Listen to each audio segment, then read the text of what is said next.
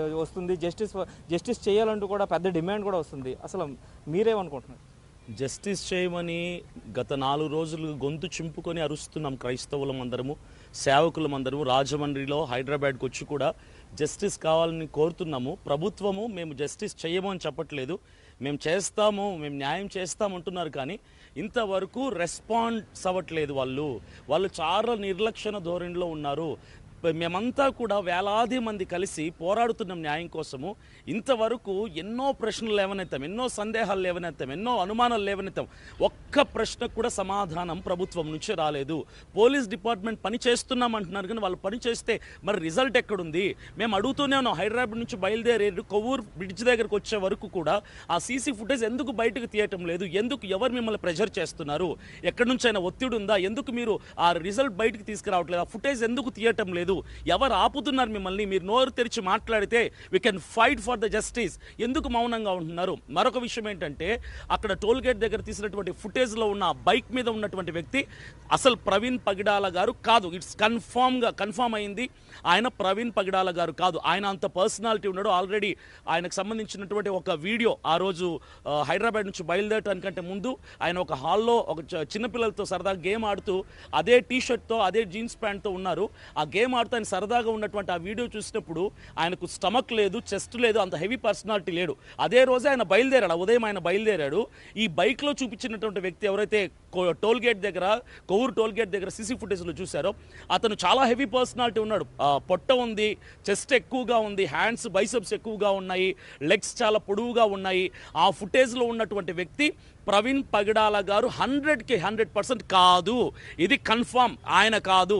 Already అప్పటికే ప్రవీణ్ పగిడాల గారిని ఎక్కడో అటాక్ చేసి హైదరాబాద్ నుంచి కొవ్వూరు కంటే ముందుగానే మధ్య మార్గంలో ఆయన్ని ఫాలో చేసి అటాక్ చేసి దాడి చేసి అప్పటికే ఆయనను చంపేసి ఆయన ఒంటి మీద ఉన్నటువంటి బట్టలు మరొకడికి తొడిగించి ఫేక్ పర్సన్ని క్రియేట్ చేసి ఆ చీకట్లో ఆ బైక్ వేసి పంపించి ఆ రోడ్డు మీద నుంచి బైక్ కూడా పడింది కూడా వేరే వ్యక్తి పడ్డాడు, ప్రవీణ్ పగిడాల గారు కాదు.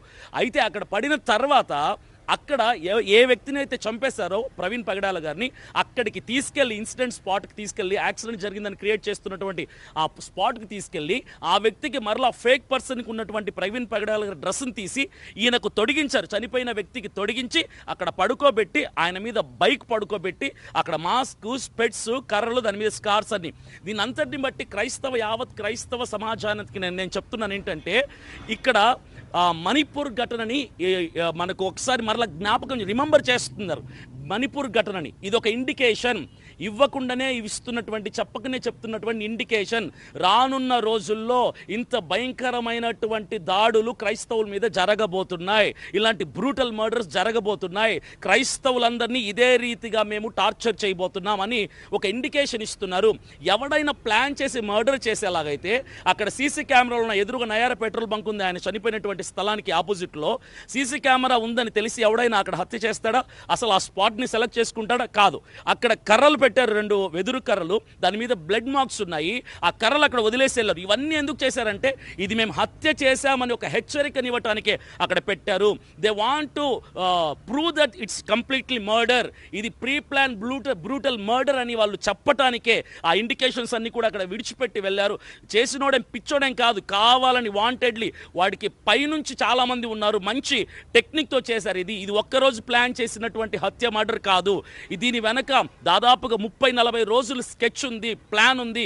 హైదరాబాద్ ఇంటి దగ్గర నుంచి ఆయన బయలుదేరినప్పటి నుంచి ఆయన వెంబడించారు, ఆయన ఫాలో అయ్యి ఈ రీతిగా ఆయన్ని మర్డర్ చేశారు. ఇది బ్రూటల్ మర్డర్, అంటే కిరాతకంగా మనిషిని చంపటంలో కూడా రకరకాలు ఉంటాయి.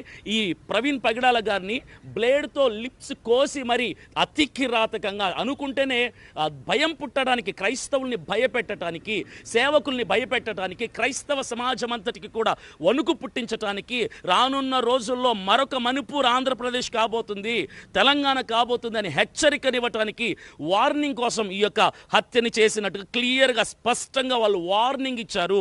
ఎందుకు ప్రభుత్వాలు చెల్లించటం లేదు, స్పందించటం లేదు?